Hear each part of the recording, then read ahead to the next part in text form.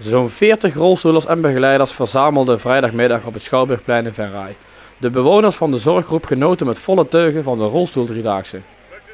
Het is inderdaad boven wenselijk eigenlijk doorgegaan, ondanks de eerste dag uitval, vanwege de hitte uiteraard. Eerste editie is het nou dit jaar, de rolstoel driedaagse moeten we zeggen. Tweedaagse geworden en de aantallen die meedoen dit jaar is gewoon super voor de eerste keer.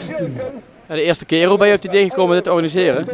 Nou, mijn vader die lag in Uden op de verzorging en die deden daar ook ongeveer in augustus de wandeldriedaagse. Gewoon s'avonds een keertje lekker rondje door het dorp en weer terug naar verzorging.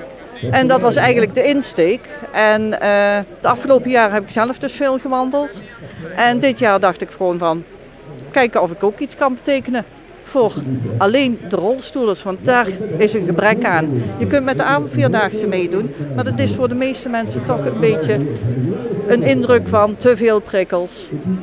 Er gebeurt te veel om me heen en hier wordt de aandacht dus alleen bij de zorg neergelegd. Dus we zijn afhankelijk ook van dus de vrijwilligers. Is het moeilijk om genoeg vrijwilligers te vinden? Nee. We hebben één locatie een beetje moeten schipperen, maar dat komt ook vanwege de korte termijn. En de meeste locaties hebben dus aanmeldingen, inclusief vrijwilliger. En het aantal aanmeldingen, dat liep storm? Het hing er eigenlijk op van, krijgen we het spits om bijvoorbeeld 30 bij elkaar te krijgen. En we zitten vandaag op 45 mensen. Dus het is gewoon super. U bent een trotse organisator. Heel trots. Boven verwachting gewoon echt super. Ja. Op naar de volgende editie.